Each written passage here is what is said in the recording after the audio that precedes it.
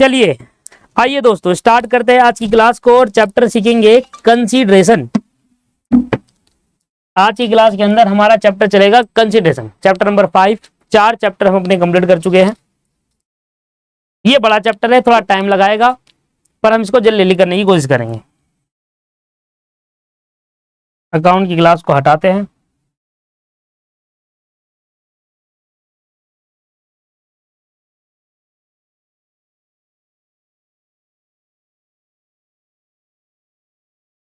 एक मिनट रुकिए।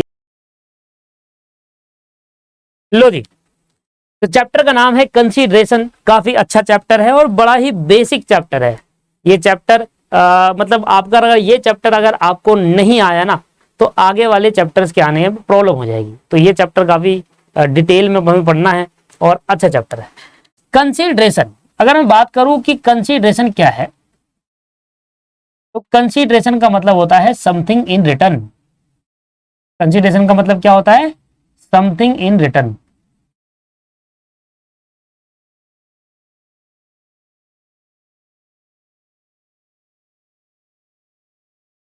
कंसीडरेशन का मतलब है समथिंग इन रिटर्न। अगर मैं कुछ एग्रीमेंट बना रहा हूं या किसी के साथ मैं कॉन्ट्रैक्ट कर रहा हूं, तो अगर मैं किसी के साथ कॉन्ट्रैक्ट कर रहा हूं तो वो जब मुझे कुछ दे रहा है तो बदले में मैं भी उसको कुछ दूंगा, या अगर मैं किसी को कुछ दे रहा हूं तो बदले में मुझे भी कुछ मिलना चाहिए। Something in return. तो इंग्लिश लॉ की लैंग्वेज में तो बोला जाता है कंसीडरेशन, इंग्लिश लैंग्वेज में बोला जाता है समथिंग इन रिटर्न। और सर हमारे को लैटिन वर्ड में भी कहा जाता है cute pro Q. Cute pro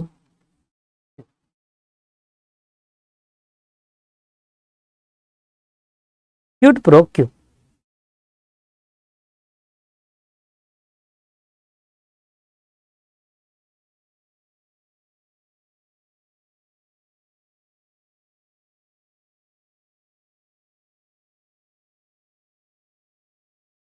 ठीक है जी, दोबारा बता रहा हूं।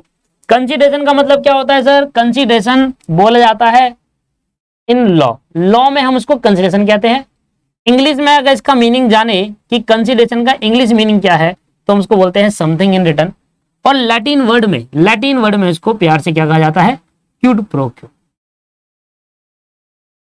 बहुत सारे लैटिन वर्ड से लॉ के अंदर बहुत सारे लैटिन वर्ड से वर्ड लिए गए हैं लॉ के अंदर, इसलिए लैटिन वर्ड का भी इस्तेमाल होता नहीं है। बट इंस्टीट्यूट कहता है कि आप ना लैटिन वर्ड भी याद करो। हम एमसीक्यू में पूछ सकते हैं कि कंसीडरेशन कौन से लैटिन वर्ड से लिया गया है, तो क्यूट क्या है? Cute pro Q. कंसीडरेशन का मतलब क्या है? अगर मैं किसी के साथ एग्रीमेंट बना रहा हूं तो अगर मैं उसको बदले में कुछ दे रहा हूं तो मुझे भी उसके बदले में कुछ मिलना चाहिए। ये है दोस्तों क्या? कंसीडरेशन। आइए एक छोटा सा बेसिक एग्जांपल सीखेंगे और बेसिक एग्जांपल याद रखिएगा। कंसीडरेशन को लॉ की लैंग्वेज में कंसीडरेशन कहते हैं, इसका इंग्लिश मीनिंग होता है समथिंग इन रिटर्न, और लैटिन वर्ड में क्यूट प्रो क्यू कहा जाता है कंसीडरेशन को। आइए इधर ध्यान दीजिएगा। अगर हम बात करें कि कंसीडरेशन की डेफिनेशन या मीनिंग क्या है, तो डेफिनेशन कंसीडरेशन का है सेक्शन 2 सब सेक्शन डी के अंदर। कंसीडरेशन का मतलब क्या होता है? देखिए सबसे इंपॉर्टेंट बात है, कभी भी आप डेफिनेशन को पॉइंट वाइज नहीं लिखेंगे लॉ के अंदर पेपर में। कभी अगर आपको डेफिनेशन लिखने को आया कि व्हाट इज कंसीडरेशन, तो कभी भी डेफिनेशन को पॉइंट वाइज नहीं लिखना। मैंने पॉइंट वाइज नोट्स में इसलिए लिखा है कि आप याद करने में आसानी रहे, सिर्फ आपकी सिंप्लिसिटी के लिए मैंने यह डाला हुआ है। तो कभी भी डेप्रिसिएशन कभी भी लॉ के अंदर कोई भी डेफिनेशन लिखना हो तो पॉइंट वाइज नहीं लिखना है, हमेशा एक फॉर्मेट पैराग्राफ में लिखना है। कैसे लिखना है? देखिए लिखना है paragraph as per section 2 of through subsection D of Indian contract act define consideration as when at a desire of promisor promisee or any other person has done or abstain from doing. ये चलता जाएगा, बस आपको point में नहीं लगाना, बस क्या करना है? चलता जाएगा। ठीक है जी,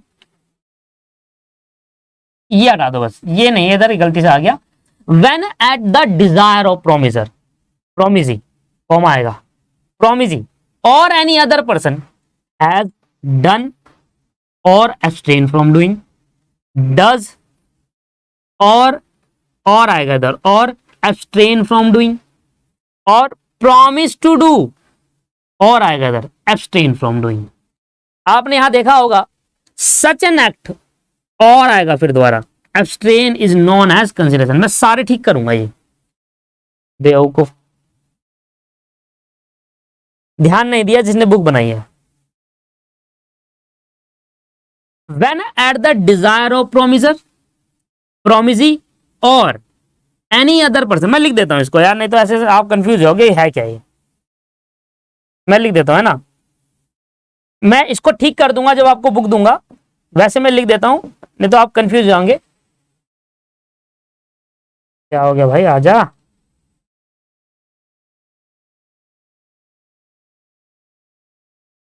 देखिए, when at the desire of promiser, when at the desire of promiser, promisee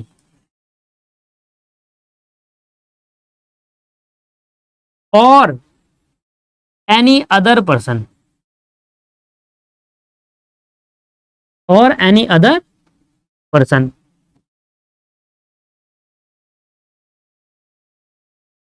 has done or abstain from doing, आपको नहीं लिखना ये, आप बस सुनिए, डज और abstain, यही similar, abstain from doing, promise to do और abstain from doing, promise to do और abstain from doing such an act or abstinence, such an act, such an act or abstinence are known as consideration।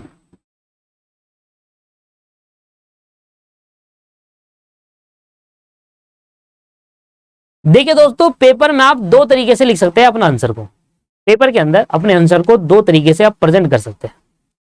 या तो आप अपनी language में लिख लो, या तो आप अपनी लैंग्वेज में लिखो कि consideration is known as something in written in Latin word. Consideration को हम क्यूट प्रो क्यू भी कहते हैं। कंसिडरेशन का मतलब होता है कि जब भी हम कोई एग्रीमेंट बनाते हैं, इसको आपने पूरी हिंदी को इंग्लिश में आपने छाप कर आ गए पेपर के अंदर। अगर 5 नंबर का क्वेश्चन होगा ना, 1 नंबर देगा वो आपको। जब भी लॉ के अंदर बच्चा अपनी लैंग्वेज में लिखने की कोशिश करता है ना, तो आपको पता है अपनी लैंग्वेज में और लॉ की लैंग्वेज में कितना जमीन आसमान का डिफरेंस आता है। क्वेश्चन स्टूडेंट ये कहता है कि सर लॉ को क्या अपनी लैंग्वेज में नहीं लिख सकते? लिख सकते हैं, अपनी लैंग्वेज में उसको एक्सप्लेन कर सकते हैं, पर वो उस तरीके से एक्सप्लेन नहीं कर पाता जिस तरीके से लॉ होता है एक्चुअल में, जिस तरीके से सेक्शन 2 सबसेक्शन डी में लिखा गया है। अगर मैं आपसे बोलूं कंसिडरेशन का एक इंग्लिश में लिख कर दिखाओ, तो आप वो बातें बताओगे जो आपको हिंदी में पता है, उसको इंग्लिश में लिखने की कोशिश करोगे, पर एक्चुअल जो चीजें हैं वो नहीं लिख पाओगे। आप यहां से यहां तक की बात ले सकते हो, पर बहुत सारी चीजें नहीं लिख पाते। आप इतना बड़ा बना दोगे उसको लिखकर, पर एक्चुअल बातें जो लिखनी चाहिए थी वो नहीं लिख पाओगे, इसलिए आपके नंबर 5 में से 1 आता है। चीजें बहुत इंपॉर्टेंट है दोस्तों। आप इंटरमीडिएट लेवल, फाइनल लेवल पे जब आप करेंगे काम, इंटरमीडिएट आगे फाइनल लेवल की बात करूं तो जब वहां पर करेंगे, तब भी आपको लॉ की लैंग्वेज लिखनी होगी। तो आज से ही क्यों ना सीखो, इसको समझना, आज से ही इसको समझना सीखिए कि कैसे एक लॉ को समझते हैं। और जब इन फ्यूचर आप प्रोफेशनल बन जाओगे, तब आपको कोई टीचर थोड़ी ना आएगा बताने। कोई भी नई अमेंडमेंट आ गई, नया चेंजेस आ गया, तो कोई बताएगा थोड़ी ना कि कैसे इसको पढ़ना है। तो अगर आपको लॉ पढ़ना ही नहीं आया, तो फिर आप आगे जाकर जब आप प्रोफेशनल बन जाओगे एक, तब आप उसको कैसे एक्सप्लेन करेंगे वो आप कन्फर्म, फिर आप याद करोगे फिर से टीचर को कि यार अच्छा ये कोई बता देता तो सही होता। क्योंकि आप हमेशा डिपेंडेंट मत रहिए कभी भी किसी भी चीज में। पहली बात बहुत इंपॉर्टेंट चीज है, किसी भी चीज में डिपेंडेंट मत रहिए कि यार अगर ये बताएगा तो तभी मैं समझ पाऊंगा। तो ऐसा शुरू से ही, स्टार्टिंग लेवल से ही आप सीखिए कि किसी भी लॉ को कैसे समझते हैं, किसी भी लॉ की लैंग्वेज को कैसे समझेंगे, क्योंकि लॉ की लैंग्वेज सरल नहीं होती, आसान नहीं होती, थोड़ा डिफरेंस रहता है एक हिंदी। अभी मैं इसको पूरी लैंग्वेज को समझाने के लिए आज की पूरी क्लास लगा दूंगा। आज मैं पूरी क्लास लगा दूंगा सेक्शन 2 सबसेक्शन डी के डेफिनेशन को समझाने में। ये डेफिनेशन कहां पर लिखी है? सेक्शन 2 सबसेक्शन डी की कंसीडरेशन की डेफिनेशन है ये।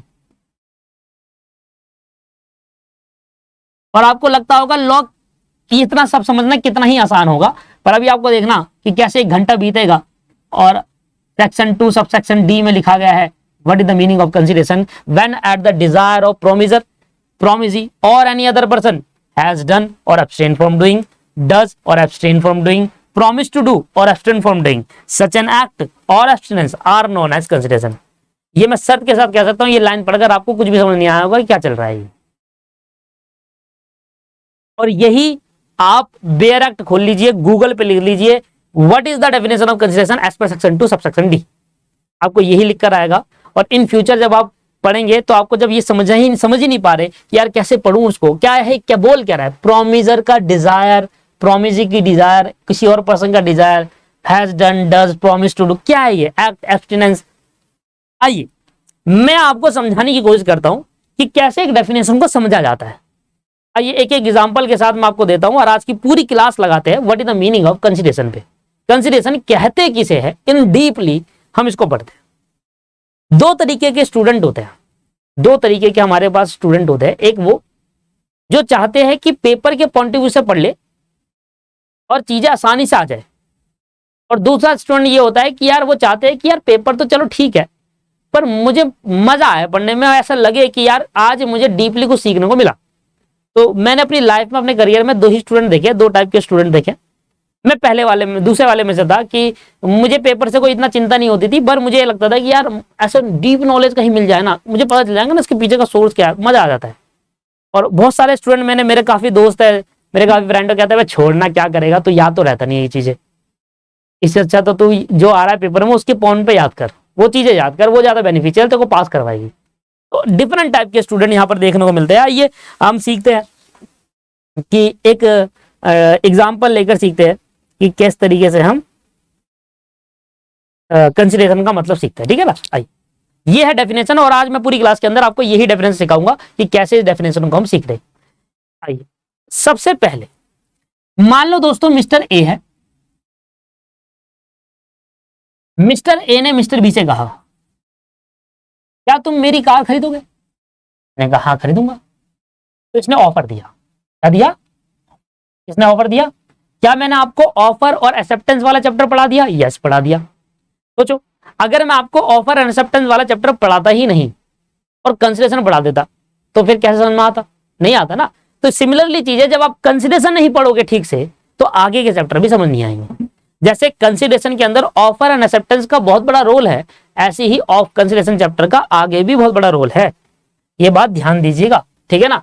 मिस्टर ए कह रहे हैं, मिस्टर ए ने कहा will you purchase my car?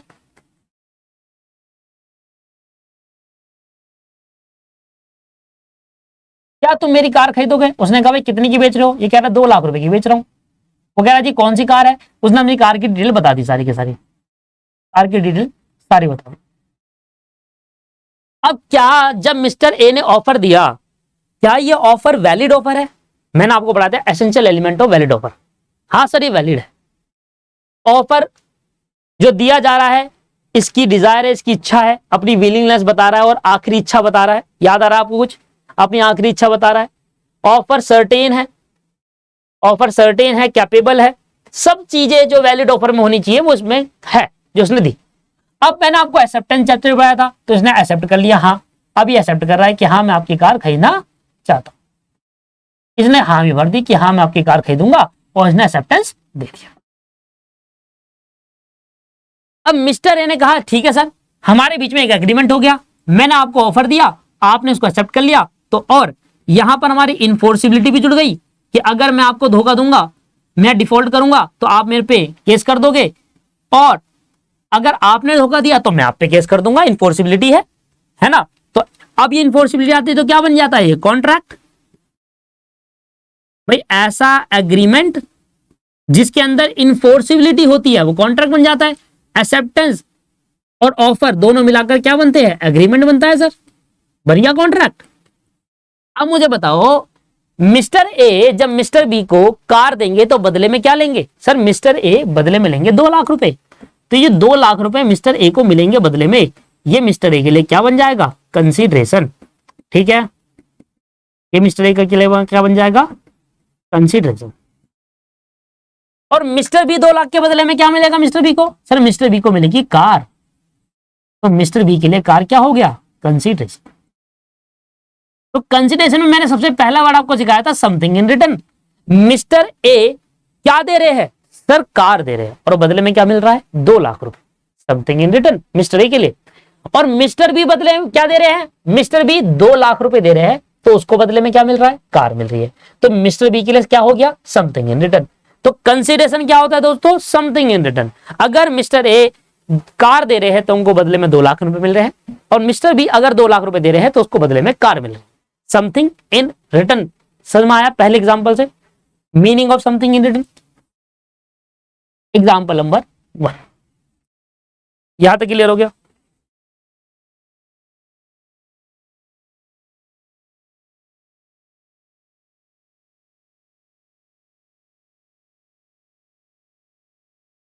ठीक है। अच्छा मुझे बताओ,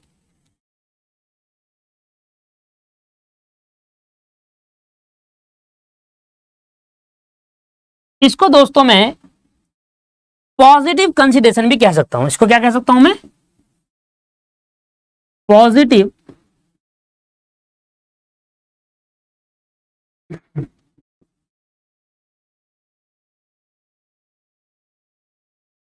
पॉजिटिव कंसीडरेशन में क्या होता है, यहां पर किसी चीज को होने की बात हो रही होती है, किसी चीज को होने की बात हो रही होती है। क्या तुम मेरी कार खरीदोगे? अभी खरीदेगा, खरीद ली है, या खरीदेगा फ्यूचर में, तीनों बात हो सकती है। क्या तुम मेरी कार खरीदेगा? अभी प्रेजेंट की बात। क्या खरीद चुका है? क्या मेरी कार फ्यूचर में खरीदोगे आप? तो यहां पर किसी चीज को करने की बात हो रही है, होने की बात हो रही है, किसी चीज को रोक नहीं जा रहा कि यार तू मेरी कार मत खरीद, मैं तेरे को इतने रुपए दूंगा, ऐसे नहीं कहा जा रहा। तू मेरी कार खरीदेगा, मैं तेरे से इतने रुपए लूंगा। पॉजिटिव कंसीडरेशन एक्ट कहते हैं इसको। क्या बोलते हैं? एक्ट। याद है मैंने आपको पढ़ाया था पॉजिटिव एक्ट, नेगेटिव एक्ट। इसको पॉजिटिव कंसीडरेशन को क्या कहते हैं? एक्ट। छोटे वाला एक्ट होता है ना, एक्ट। पॉजिटिव कंसीडरेशन को क्या कहते हैं? एक्ट। किस चीज को करना उसको कहते हैं एक्ट, डूइंग। ठीक है जी, यहां समझ में आ गया? अच्छा आगे बढ़ते हैं। मेरे एग्जांपल सुनते जाओ, फिर इन एंड में आपको डेफिनेशन समझाऊंगा। मेरे एग्जांपल पूरा सुनते जाओ।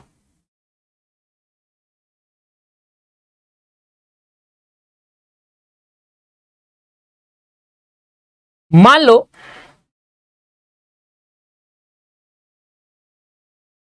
मोहन ने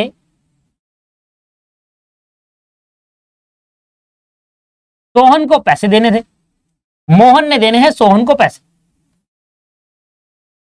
पैसे देने थे। कितने रुपए देने थे? 2 लाख रुपए देने थे। 1 साल का टाइम दिया था सोहन ने। मोहन ने सोहन से उधार लिए होंगे, और सोहन को बोला कि भाई मैं तेरे को ना 1 साल बाद ये 2 लाख रुपए दे दूंगा। आज मान लो 1 साल हो गए।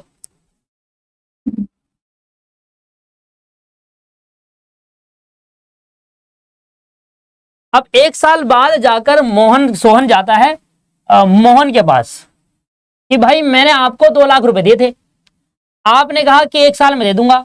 आज ये 1 साल कंप्लीट हो चुका है, लाओ 2 लाख रुपए निकालो। उसने कहा कौन से 2 लाख रुपए? मैं नहीं दे रहा, मैं नहीं दे रहा। सोहन ने रिक्वेस्ट करी। सोहन कह रहा है यार 2 लाख रुपए दे दो। ये तो गलत बात है, आप मना कर रहे हैं। अच्छा इन दोनों के बीच में प्रॉपर एग्रीमेंट हुआ है, ऐसा नहीं कि हवा में दे दिए। इनके बीच में एक प्रॉपर एग्रीमेंट और प्लस इन्फोर्सिबिलिटी है। मतलब एग्रीमेंट प्लस इन्फोर्सिबल क्या होता है? कॉन्ट्रैक्ट। इनके बीच में एक कॉन्ट्रैक्ट बना है कि भाई मैं तेरे को 2 लाख रुपए दूंगा और बदले में तू मुझे ब्याज के साथ पैसा दियो। मान लो 10% का ब्याज दे दियो, 2,20,000 रुपए दे दियो 1 साल बाद। ऐसे इनके बीच में एक कॉन्ट्रैक्ट हुआ। उन्होंने कहा ठीक है, मोहन कह रहा ठीक है मैं दे दूंगा। तो मोहन ने सोहन से 2 लाख रुपए लिए, और मोहन कहने लगा कि भाई 1 साल बाद मैं तुम्हें 2,20,000 रुपए दे दूंगा। 2 लाख तो प्रिंसिपल अमाउंट और 20,000 रुपए इंटरेस्ट अमाउंट। अब सोहन कहने लगा कि लाओ भाई 2,20,000 रुपये निकालो, 1 साल तो कंप्लीट हो गया। उसने कहा भाई कौन से पैसे देना है? कह रहा याद करो 1 साल पहले दिए थे। कह रहा मुझे याद सा नहीं आ रहा। सोहन कह रहा यार ऐसे मत करो, तुम तो गलत कर रहे हो, मैंने तुम्हें पैसे दिए हुए, अब तुम्हें मुझे पैसे देने। तो कह रहा भाई मेरे को याद नहीं आ रहा, पता नहीं कौन से पैसे थे, तो याद दिलाने की कोशिश करो। उसने कहा ठीक है अभी दिलाता हूं मैं याद। अब सोहन याद दिलाने लग रहा है और सोहन ने एक मैसेज करा, देख मोहन, अगर तू मेरे पैसे नहीं देगा, अगर तू मेरे पैसे नहीं देगा तो मैं तेरे पे क्यू कर दूंगा। स्यू मतलब केस कर दूंगा। कहीं पर भी वर्ड लिखा है स्यू तो उसका मतलब क्या है? केस कर दूंगा। अगर तू मेरे पैसे नहीं देगा तो मैं तेरे पे स्यू कर दूंगा, केस कर दूंगा, और रिकवर माई मनी, और रिकवर माई। एक मैसेज मोहन ने ये कर दिया, मतलब सोहन ने मोहन को मैसेज कर दिया, मोहन अगर तू मेरे पैसे नहीं देगा ना तो मैं अपने पैसे रिकवर करने के लिए तेरे पे केस कर दूंगा कोर्ट में, मेरे पे तो कॉन्ट्रैक्ट पड़ा ही है। मोहन कह रहा है मुझे सर याद आ गया, मेरे को सारी बातें याद आ गई, मैं तो भूला ही नहीं था, वो तो मैं मजाक कर रहा था भाई, मैं तो भूला ही नहीं था, मैं अपने वर्ड वापसी इसलिए रहा हूं। मोहन डर गया, मोहन डर गया। अब मोहन कहने लगा यार 1 मिनट दीजिएगा।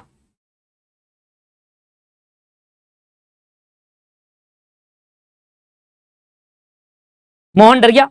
मोहन कहने लगा अरे मुझे सब आ रहा है माँ, मुझे सब दिखाई दे रहा है माँ, माँ मुझे सब याद आ गया माँ, ऐसा कहने लगा। सोहन मुझे सब याद आ गया।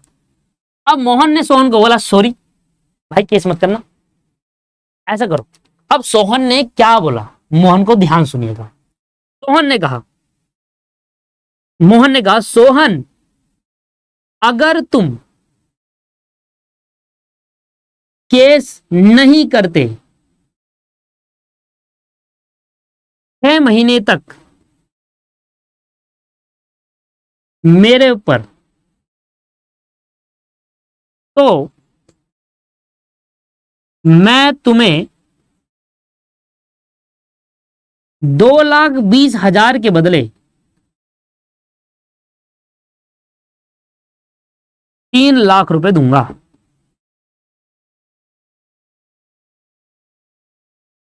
मैं तुम्हें 2,20,000 के बदले 3 लाख रुपए दूंगा। अब मोहन ने एक ऑफर दिया। कौन सा ऑफर? मोहन ने ऑफर दिया, और कब दिया और कैसा ऑफर है ये सर एक ऐसा ऑफर है, मोहन कह रहा है कि भाई केस मत करना सोहन, अगर तुम अगले 6 महीने तक वेट करते हो और मेरे ऊपर केस नहीं करते तो 2,20,000 की जगह 3 लाख रुपए दूंगा। ठीक है, तो मोहन ने क्या करा सर, एक ऑफर दिया, किसको? सोहन को, कि भाई तुम केस मत करना, और अगर तुम केस नहीं करोगे तो मैं तुम्हारा कंसिडरेशन अमाउंट बढ़ा दूंगा और 2,20,000 की जगह 3 लाख दे दूंगा। सोहन ने कहा ठीक है मैं 6 महीने तक केस करूंगा नहीं। सोहन ने इसको एक्सेप्ट कर लिया। अब इधर वाले केस के अंदर क्या हुआ, क्या ये भी एक वैलिड है? हाँ सर वैलिड है, कोई प्रॉब्लम नहीं है। कहां इलीगल है? एक पर्सन ने कहा कि भाई रिक्वेस्ट करी, ऑफर दिया कि 2,20,000 की जगह 3 लाख दूंगा अगर तुम 6 महीने तक केस नहीं करते मेरे पास, अभी मेरे पे पैसे नहीं है तो तुम 3 लाख रुपए ले लेना 6 महीने बाद। उसने कहा ठीक है कोई बात नहीं, 3 लाख रुपए दे देना 6 महीने बाद, मेरा तो बेनिफिट ही है। मोहन ने सोहन ऐसा कहने लगा। उसने कहा ठीक है। तो यहां पर देखिए अगर ये पूरा अगर आप कॉन्ट्रैक्ट समझते हैं, इस पूरी कहानी को समझते हैं, तो मोहन ने एक ऐसा कंसिडरेशन दिया सोहन को जिससे सोहन केस नहीं कर रहा।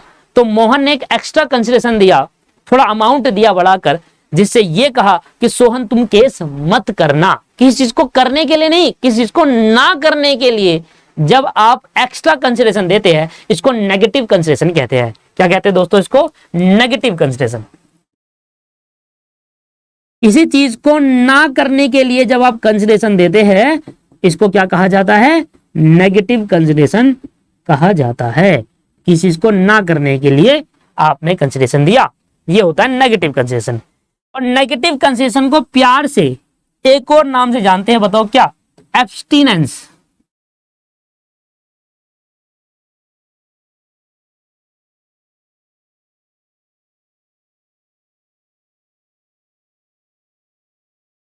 स्पेलिंग थोड़ा देख लेना, ऊपर नीचे हो सकती है।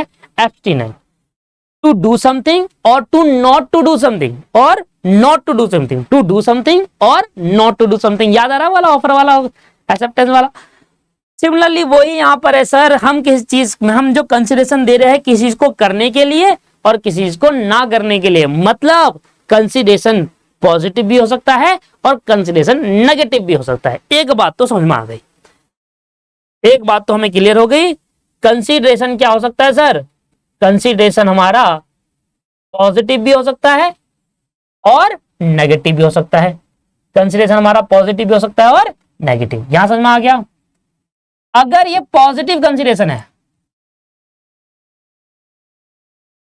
अगर ये पॉजिटिव कंसिडरेशन है, तो पॉजिटिव कंसिडरेशन को क्या कहा जाता है? Such an act. क्या कहा जाता है पॉजिटिव कंसिडरेशन को? सच एन एक्ट। एक्ट वर्ड का यूज किया जाता है पॉजिटिव कंसिडरेशन के लिए। और नेगेटिव कंसिडरेशन में such an abstinence. Negative consideration के लिए एब्स्टिनेंस वर्ड का यूज करा जाता है। तो कंसिडरेशन का मतलब है समथिंग इन रिटर्न, और कंसिडरेशन दिया जा सकता है पॉजिटिव वे में भी। भाई तुम मेरी कार खरीद लो, मैं तुम मेरी कार खरीद लो, तुम मुझे 2 लाख रुपए दे देना। या कह रहा भाई मैं तुम्हारी कार खरीद लूंगा, तुम्हें 2 लाख रुपए दे दूंगा, तुम्हारे 2 लाख के बदले में तुम्हारी कार, तो 2 लाख रुपए दे रहा हूं किसी कार को खरीदने के लिए, मैं एक्स्ट्रा 80,000 रुपए दे रहा हूं केस नहीं करने के लिए। तो कंसिडरेशन पॉजिटिव भी हो सकता है और कंसिडरेशन नेगेटिव भी हो सकता है। इतनी बात समझ में आई या नहीं आई? अब जरा ये पढ़ो, डेफिनेशन पढ़ो ध्यान से।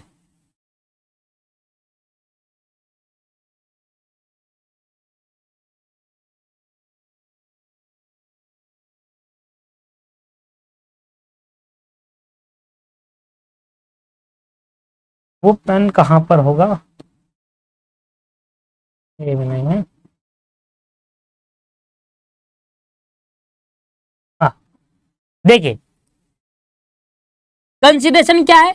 कंसिडरेशन मान लो कुछ भी है, पर वो एक एक्ट हो सकता है और एब्स्टिनेंस हो सकता है। ये वाली 2 बात मैंने आपको बताई। नीचे की 2 लाइन आपको समझ में आ गई? अब बताइए सर, नीचे की 2 लाइन आपको क्लियर हो गई कि कंसिडरेशन क्या है? वो छोड़ो, कंसिडरेशन क्या है? एक्ट भी है और एब्स्टिनेंस भी है। कंसिडरेशन पॉजिटिव भी हो सकता है और कंसिडरेशन नेगेटिव भी हो सकता है। अभी पूरा ऊपर का बचा हुआ वो बात बताऊंगा अभी।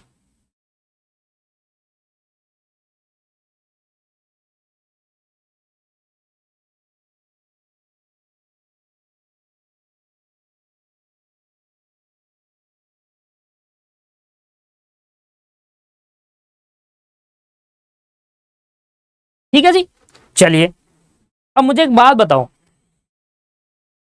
मुझे एक बात बताइए सर जल्दी से, मुझे एक बात बताइए। जब कोई पर्सन ऑफर देता है, वो पर्सन को क्या कहते हैं? ऑफरर। जो पर्सन ऑफर देता है उसको ऑफरर कहते हैं, और प्रोमिजर कहते हैं। प्रोमिजर किसे कहते हैं? जो पर्सन ऑफर दे रहा है या जिस पर्सन को ऑफर दिया जाता है, कौन होता है प्रोमिजर? जो पर्सन ऑफर दे रहा है। मतलब ये है हमारा प्रोमिजर। ओहो,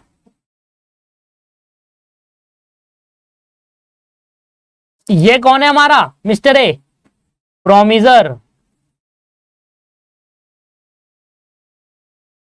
और जिस पर्सन को ऑफर दिया जा रहा है वो कौन है? प्रोमिजी।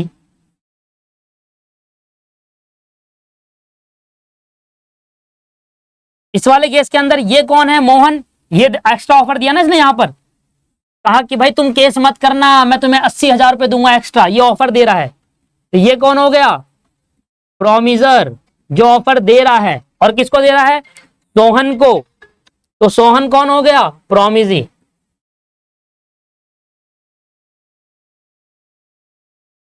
जब अच्छा, मिस्टर ए क्या बता रहे हैं? अपनी इच्छा बता रहे हैं मिस्टर बी को।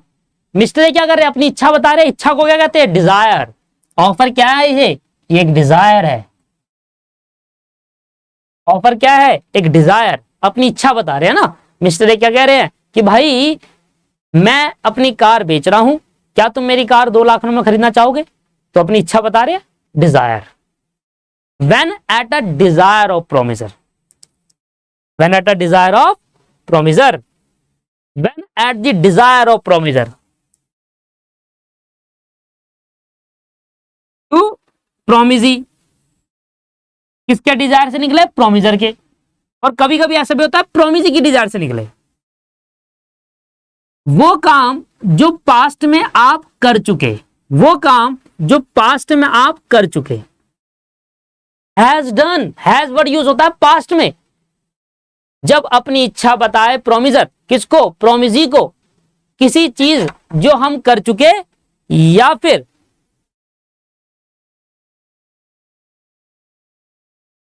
जो हम कर चुके या फिर सुनो, प्रोमिजर अपनी इच्छा बता रहा है प्रोमिसी को या किसी दूसरे पर्सन को, प्रोमिसी को बता दे या प्रोमिस के साथ कोई दूसरे पर्सन को बता दे। हैज डन, पास्ट में जो काम कर चुके या प्रेजेंट में जो काम करोगे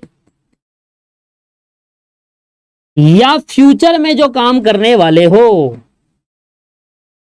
चाहे वो पॉजिटिव करोगे चाहे वो नेगेटिव करोगे, आर नोन एज कंसिडरेशन, उसको कंसिडरेशन कहा जाएगा।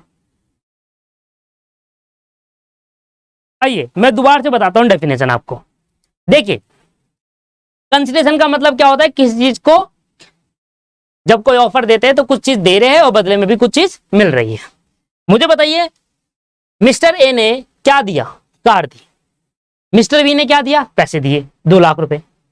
अच्छा ये सारी कहानी क्या हो रही है? प्रेजेंट में। मैं आपसे कार खरीद रहा हूं, आप मुझे उसके बदले में पैसे दे रहे हैं। सॉरी, मैं आपसे कार बाय कर रहा हूं, आप कार दे रहे हो, मैं पैसे दे रहा हूं। प्रेजेंट में चल रही है चीजें, है ना? मैंने आपसे कार खरीदी और आपको उसके बदले में पैसे दिए।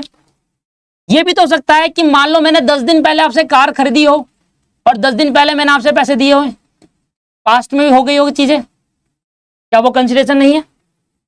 10 दिन पहले मैंने आपसे कार खरीदी थी, आज से 10 दिन पहले मैंने आपसे कार खरीदी थी और उसके बदले में आपको पैसे दिए थे। क्या वो 10 दिन पहले जो कार और पैसे दिए गए हैं, क्या वो कंसिडरेशन नहीं है? 10 दिन पहले जो मैंने आपसे कार खरीदी, क्या मेरे लिए कंसिडरेशन नहीं होगा? और आपको पैसे दिया, क्या वो कंसिडरेशन नहीं होगा? That is called has done. Consideration past में भी दिया जा सकता है। पास्ट में जो दिया गया होगा पैसा और कार खरीदी गई होगी, वो कंसिडरेशन हो सकता है। हैज डन मतलब पास्ट में। और आज मैं आपसे कार खरीदूं और उसके बदले कि आपको 2 लाख रुपए दूं प्रेजेंट में, तो ये भी तो एक कंसिडरेशन है। मैं आपसे अभी कार खरीदूंगा और अभी आपको पैसे दूंगा, तो जो कार मेरे पर आई वो मेरा कंसिडरेशन और जो पैसे आपको मिले वो आपका कंसिडरेशन। ये डज, इसको क्या कहते हैं? डज। और मैं आपसे कह रहा हूं कि भाई देखो मैं आपसे 2 दिन बाद कार खरीद लूंगा, 2 दिन बाद आपसे कार खरीद लूंगा और आपको 2 लाख रुपए दे दूंगा। That is called promise to do. क्या बोलते हैं इसको? फ्यूचर की बात कर रहे हैं कि भाई मैं आपसे ना 2 दिन बाद कार खरीदूंगा और आपको 2 दिन बाद आपका कार लेकर और आपसे पैसे दे दूंगा। मैं प्रॉमिस करता हूं, promise to do. Promise to do का मतलब होता है फ्यूचर। फ्यूचर में प्रॉमिस टू डू कि यार मैं आपसे 2 दिन बाद आपकी कार खरीद कर आपको पैसे दूंगा। तो 2 दिन बाद जब कार खरीदूंगा मैं और जो आपको पैसा मिलेगा 2 दिन बाद, वो कंसिडरेशन नहीं होगा 2 दिन बाद? क्या आपको कंसिडरेशन फ्यूचर में नहीं मिल सकता? आप कहोगे ना आज कि यार मुझे तो कंसिडरेशन मिलने वाला है मेरा फ्यूचर में 2 लाख रुपए, और मैं भी कहूंगा यार मुझे मेरा कंसिडरेशन मिलने वाला फ्यूचर में कार। तो कंसिडरेशन किसी भी लेवल पर हो सकता है, पास्ट में भी, प्रेजेंट में भी और फ्यूचर में भी। तो अगर पास्ट में लेन देन हो चुका, कार खरीदी बेची जा चुकी, तो हैज डन का यूज करेंगे। और अभी आप कार खरीद रहे हो बेच रहे हो, तो डज का यूज करेंगे कि अभी कंसिडरेशन लेन देन हो रही है, कुछ देने के बदले में कुछ दिया जा रहा है। और आप 2 दिन 3 दिन बाद, आज नहीं आज से कल परसों तरसों फ्यूचर में कार खरीदने लेने की बात कर रहे हो, तो फ्यूचर में कंसिडरेशन मतलब प्रॉमिस टू डू। अगर इस पूरे एग्जाम्पल में देखोगे तो इस पूरे एग्जाम्पल में देखा होगा सारा पॉजिटिव है। कार खरीदना, किसी चीज को करना पॉजिटिव कंसिडरेशन है। पर अगर मैं आपसे कहूं कि यार तुम केस मत करना, मैं से इतने पैसे ले लो, मैंने आपसे कहा कि तुम केस मत करना मेरे से इतने पहले, और ये बात मैंने 10 दिन बाद कही, 10 दिन पहले करी थी। पास्ट में मैं आपसे कह चुका और आपने केस नहीं करा, तो पास्ट में जो आपने मेरे लिए केस नहीं करा उसके बदले में जो आपको पैसे दिए ना, वह है एब्स्टिनेंस इन पास्ट। आज मैं आपसे कह रहा हूं कि आज केस मत करना, मैं आपको पैसे दे रहा हूं इतने, that is called present abstinence. और मैं आपसे कह रहा हूं कि भाई 2 दिन बाद पैसे देने की है, मेरे पे पैसे नहीं है, तुम मेरे पे केस मत करना, मैं आपको एक्स्ट्रा पैसे दे दूंगा, that is called promise to do, वो भी एब्स्टिनेंस। मतलब यहां पर सारी चीजें एक्ट, मतलब पास्ट, प्रेजेंट और फ्यूचर तीनों में कंसिडरेशन हो सकता है। मैंने एक मोबाइल खरीदा है, मान लो मैंने ये माउस खरीदा था, ठीक है, मैंने ये माउस खरीदा था आज से 1 महीने पहले, 1 महीने पहले खरीदा था ये माउस, ठीक। ये माउस मैंने अमेजोन से खरीदा, तो अमेजोन को मैंने इसके बदले के पे करे और अमेजोन ने मुझे माउस दिया। क्या ये मेरे लिए कंसिडरेशन है? क्या ये मेरे लिए कंसिडरेशन है? बताओ कौन सा कंसिडरेशन है? अभी मिला माउस या 1 महीने हो चुके मिला हुआ? Past consideration. क्या बोला इसको मैंने? Past consideration. आपने मोबाइल खरीदा है, आपने मोबाइल खरीदा है, आपने मोबाइल खरीदा है, अभी अभी दुकान में गए, नया नया मोबाइल खरीदा। अब नया नया जो अभी अभी आप हैंड टू हैंड मोबाइल खरीद रहे हो, ये क्या है? Present consideration. और आपने अमेजोन से अपना मोबाइल ऑर्डर कर दिया है, अमेजोन आपको 3 दिन बाद डिलीवरी करेगा, फ्यूचर कंसिडरेशन। आपको 3 दिन बाद आपका कंसिडरेशन मिलेगा जो आपने पे करा है, फ्यूचर कंसिडरेशन। जो कंसिडरेशन पास्ट, प्रेजेंट, फ्यूचर तीनों हो सकता है, नेगेटिव भी हो सकता है और पॉजिटिव भी हो सकता है। तो जब कोई प्रोमिसर अपनी इच्छा बताए प्रोमिसी को या किसी दूसरे पर्सन को, चाहे वो पास्ट में बताए कंसिडरेशन से रिलेटेड इच्छा पास्ट में, चाहे वो फ्यूचर में बताए, चाहे वो प्रेजेंट में बताए, किसी चीज को करने के लिए एक्ट, किसी चीज को ना करने के लिए abstinence, that is called consideration. बताइए बात समझ में आ गई नहीं आ गई? मैंने कहा प्रोमिसर ने अपनी इच्छा बताई कि भाई मैं तेरे को 2 लाख रुपए दूंगा, तू मुझे कार दे दे। ये इच्छा पास्ट में बताई हो, ये इच्छा अभी बताई हो प्रेजेंट में, और ये इच्छा फ्यूचर में बताई हो, ये फ्यूचर में 2 लाख रुपए देगा उसके बदले, कार के बदले के। तो कंसिडरेशन में क्या होता है, जब कोई प्रोमिसर अपनी इच्छा बताए प्रोमिसी को या किसी और पर्सन को, या प्रोमिसी अपनी इच्छा बताए प्रोमिसर को, वो फ्यूचर में अपनी इच्छा बताए कंसिडरेशन से रिलेटेड, किस चीज को, लेन देन, समथिंग इन रिटर्न से रिलेटेड, या प्रेजेंट में या फ्यूचर में, ये एक्ट हो गया। किस चीज को ना करने के लिए भी बता सकता है, एब्स्टिनेंस हो गया, एब्स्टेन फ्रॉम डूइंग। देखो हेडिंग में क्या लिखा हुआ है? एब्स्टेन फ्रॉम डूइंग, हर जगह लिखा है। ये हैज डन का मतलब एक्ट, एब्स्टेन फ्रॉम डूइंग का मतलब पास्ट में किसी चीज को ना करने के लिए कंसिडरेशन दिया हो। सुनो सुनो सुनो, when at the desire of promisor, promisor की इच्छा से प्रोमिसी ने, सुनो हिंदी में बोल रहा हूं, हिंदी में, प्रोमिसर की इच्छा से प्रोमिसर ने या किसी और पर्सन ने किसी चीज को ना, किसी चीज को करने का कंसिडरेशन दिया गया हो पास्ट में, या किसी चीज को ना करने का कंसिडरेशन दिया गया हो, या फिर किसी चीज को अभी देने करने के लिए कंसिडरेशन दिया हो अभी, या किसी चीज को अभी ना करने के लिए कंसिडरेशन दिया हो, या फ्यूचर में किसी चीज को करने के लिए कंसिडरेशन दिया गया हो, या फ्यूचर में किसी चीज को ना करने के लिए कंसिडरेशन दिया हो, that is act and abstinence is known as consideration. Promiser के कहने पर प्रोमिसी ने या किसी और पर्सन ने पास्ट में कंसिडरेशन देकर दिया हो, किसी चीज को करने के लिए हैज डन, या किसी चीज को ना करने के लिए एब्स्टेन फ्रॉम डूइंग। प्रेजेंट में कंसिडरेशन दिया हो, किसी चीज को करने के लिए हैज नहीं आएगा, डज, या किसी चीज को ना करने के लिए एब्स्टेन फ्रॉम डूइंग। या फ्यूचर में आपको कह रहा है कि मैं आपको इतने रुपए दूंगा, आप मुझे कार दे देना, किसी चीज को करने के लिए प्रॉमिस टू डू, मैं इतने प्रॉमिस करता हूं, मैं इतने पैसे दूंगा आपको, मेरे को कार दे देना, या मैं इतने पैसे दूंगा आप 6 महीने तक केस मत करना। इस चीज को ना करने के लिए abstain from doing such an act or abstinence is known as consideration. बताइए सर, ये आया मतलब समझ में नहीं आया? क्या आपको क्लियर हुआ कंसिडरेशन का मतलब? प्रोमिसर के कहने पर प्रोमिसी ने या किसी और पर्सन ने पास्ट में किसी चीज को करने के लिए कंसिडरेशन दिया गया हो, या पास्ट में किसी चीज को ना करने के लिए कंसिडरेशन दिया हो, पहला पॉइंट। प्रेजेंट में किसी चीज को करने के लिए कंसिडरेशन दिया हो, या प्रेजेंट में किसी चीज को ना करने के लिए कंसिडरेशन दिया हो, जिसको बोलते हैं एब्स्टेन फ्रॉम डूइंग, किसी चीज को ना करने के लिए दिया हो। फ्यूचर में किसी चीज कंसिडरेशन दिया जाएगा किसी चीज को करने के लिए, प्रॉमिस टू डू, फ्यूचर में कंसेशन दिया जाएगा किसी चीज को ना करने के लिए, एब्सटेन फ्रॉम डूइंग, इसलिए कहा गया कंसेशन क्या है, सच एन एक्ट मतलब पॉजिटिव कंसिडरेशन, और एब्सटिनेंस मतलब negative consideration are known as consideration. उसको क्या कहते हैं, कंसिडरेशन कहते हैं। This is the final. समझ में आ गया ना? हिंदी में लिखना चाहो लिख सकते हैं, मैं 5 बार बता चुका हूं, बहुत स्लो बता रहा हूं। साइड में लिखना चाहो लिख सकते हैं, अगर आपको डीप समझना था, यही डीप कॉन्सेप्ट है कंसिडरेशन का डिटेल वर्जन। प्रोमिजर के कहने पर प्रोमिजी ने या किसी और पर्सन ने पास्ट में कंसिडरेशन दिया हो किसी चीज को करने के लिए, इसको कहते हैं हैज डन।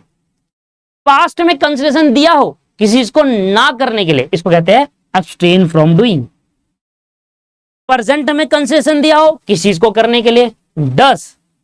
प्रेजेंट में कंसिडरेशन दिया हो प्रोमिजर ने प्रोमिजी को किसी चीज को ना करने के लिए, इसका एब्सटेन फ्रॉम डूइंग। फ्यूचर में कंसिडरेशन देगा किसी चीज को करने के लिए, प्रॉमिस टू डू। फ्यूचर में कंसिडरेशन देगा किसी चीज को ना करने के लिए, एब्सटेन फ्रॉम डूइंग। इसलिए कहा गया कंसिडरेशन क्या है, एक एक्ट मतलब पॉजिटिव और एक नेगेटिव मतलब नेगेटिव, एब्सटेन है कंसिडरेशन का मतलब। लो जी, this is the final meaning of consideration.